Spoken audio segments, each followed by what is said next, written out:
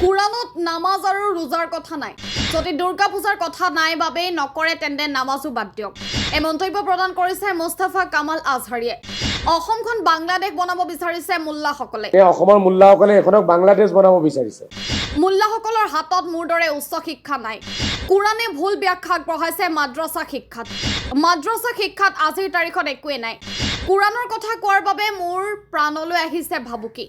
মোক নিৰাপত্তা লাগে। সংবাদ মেলত মুস্তাফা কামাল আজহাৰীৰ মন্তব্য।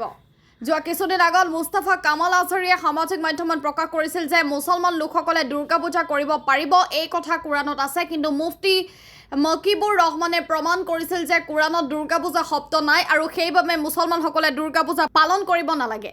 আৰু তাৰ পাছত আকৌ মুস্তাফা কামাল আজহাৰীৰ মন্তব্য কৰিছে যে কুৰাণত দুৰ্গা পূজা শব্দ নাই বাবে মুছলমানসকলে দুৰ্গা পূজা নকৰে তেন্তে কুৰাণত নামাজ আৰু ৰোজা শব্দটো নাই। এতিয়া নামাজ ৰোজাও বাদ দিও মুছলমানসকলে। সংবাদ মেলত মুস্তাফা কামাল আজহাৰীৰ এই ধৰণৰ মন্তব্য আলোচনা কৰিছে মুল্লাসকলে। মুছলমান সমাজৰ কোনো দুখ নাই বুলি ক'ম এতিয়ালৈকে মই, যিহেতু মুছলমান সমাজে আমাৰ কমন পিপুল যিসকল আছে, জনসাধাৰণে কোৰাণখন পঢ়া নাই, তেওঁলোকে নাজানে। কিন্তু এই মুল্লাসকলে যিটো অপপ্ৰচাৰ কৰিছে সেইটোৰ বিৰুদ্ধে মই আজি ইয়াৰ পৰা হুংকাৰ দিব বিচাৰিম। অসমৰ মুল্লাসকলক মই সকীয়াই দিছোঁ, এই বস্তুটো আজি ইয়াত আছে। মই নেশ্যনেল ইণ্টাৰনেশ্যনেল নিউজ বনাবলৈ মোৰ বেছি সময় নালাগিব। পিছ মুহূৰ্তত অসমৰ ৰাইজে যাতে মোক দুখ নিদিয়ে, অসম প্ৰশাসন, অসম চৰকাৰেও যাতে মোক দুখ নিদিয়ে, মই কিন্তু কথাটো ইণ্টাৰনেশ্যনেল লেভেললৈ লৈ যাব চেষ্টা কৰিম। ইমান কুসংস্কাৰ বিয়পাবলৈ তেওঁলোকক অধিকাৰ কোনে দিলে? তেওঁলোকৰ চাৰ্টিফিকেট নাই, উচ্চ শিক্ষা লোৱা নাই, মাদ্ৰাছা শিক্ষা লৈছে। মাদ্ৰাছা এডুকেশ্যনত ক'বলৈ গ'লে আজিৰ তাৰিখত একো নাই। অকল মানে দেশৰ বিৰুদ্ধে, সমাজৰ বিৰুদ্ধে, হিন্দু মুছলমানৰ মাজত যাতে ভাতৃত্ববোধ নাইকিয়া হৈ যায়, কোৰাণৰ ভুল যিবোৰ ব্যাখ্যা সেইবোৰ শিকাব চেষ্টা কৰি আছে। ইয়াৰ মই তীব্ৰ বিৰোধিতা কৰিম। আপোনালোকৰ মাধ্যমেৰে এইটোও জনাম, মাদ্ৰাছা চিলেবাছটো চেক কৰিব লাগে চৰকাৰে।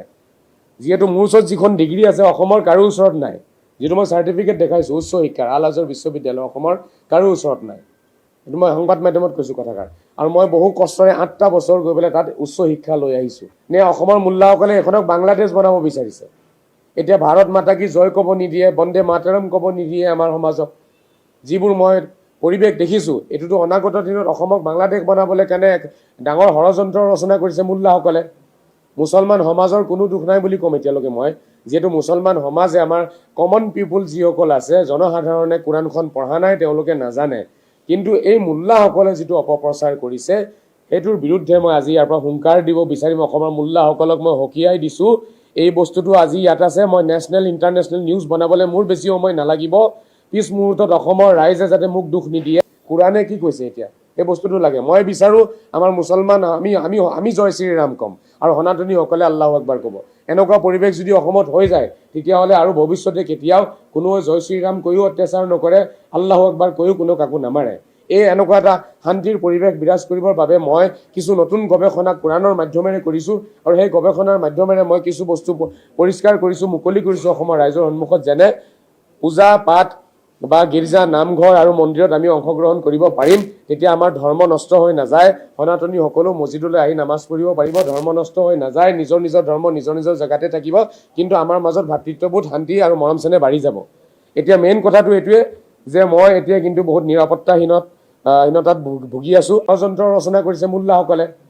মুছলমান সমাজৰ কোনো দুখ নাই বুলি ক'ম এতিয়ালৈকে মই, যিহেতু মুছলমান সমাজে আমাৰ কমন পিপুল যিসকল আছে, জনসাধাৰণে কোৰাণখন পঢ়া নাই, তেওঁলোকে নাজানে। কিন্তু এই মুল্লাসকলে যিটো অপপ্ৰচাৰ কৰিছে সেইটোৰ বিৰুদ্ধে মই আজি ইয়াৰ পৰা হুংকাৰ দিব বিচাৰিম। অসমৰ মুল্লাসকলক মই সকীয়াই দিছোঁ, এই বস্তুটো আজি ইয়াত আছে। মই নেশ্যনেল ইণ্টাৰনেশ্যনেল নিউজ বনাবলৈ মোৰ বেছি সময় নালাগিব। পিছ মুহূৰ্তত অসমৰ ৰাইজে যাতে মোক দুখ নিদিয়ে, অসম প্ৰশাসন, অসম চৰকাৰেও যাতে মোক দুখ নিদিয়ে, মই কিন্তু কথাটো ইণ্টাৰনেশ্যনেল লেভেললৈ লৈ যাব চেষ্টা কৰিম। ইমান কুসংস্কাৰ বিয়পাবলৈ তেওঁলোকক অধিকাৰ কোনে দিলে? তেওঁলোকৰ চাৰ্টিফিকেট নাই, উচ্চ শিক্ষা লোৱা নাই, মাদ্ৰাছা শিক্ষা লৈছে। মাদ্ৰাছা এডুকেশ্যনত ক'বলৈ গ'লে আজিৰ তাৰিখত একো নাই। অকল মানে দেশৰ বিৰুদ্ধে, সমাজৰ বিৰুদ্ধে, হিন্দু মুছলমানৰ মাজত যাতে ভাতৃত্ববোধ নাইকিয়া হৈ যায়, কোৰাণৰ ভুল যিবোৰ ব্যাখ্যা সেইবোৰ শিকাব চেষ্টা কৰি আছে। ইয়াৰ মই তীব্ৰ বিৰোধিতা কৰিম। আপোনালোকৰ মাধ্যমেৰে এইটোও জনাম, মাদ্ৰাছা চিলেবাছটো চেক কৰিব লাগে চৰকাৰে। যিহেতু মোৰ ওচৰত যিখন ডিগ্ৰী আছে অসমৰ কাৰো ওচৰত নাই, যিটো মই চাৰ্টিফিকেট দেখাইছোঁ উচ্চ শিক্ষাৰ, আল আজহৰ বিশ্ববিদ্যালয়, অসমৰ কাৰো ওচৰত নাই। এইটো মই সংবাদ মাধ্যমত কৈছোঁ কথাষাৰ। আৰু মই বহু কষ্টৰে 8টা বছৰ গৈ পেলাই তাত উচ্চ শিক্ষা লৈ আহিছোঁ। নে অসমৰ মোল্লাসকলে এখনক বাংলাদেশ বনাব বিচাৰিছে?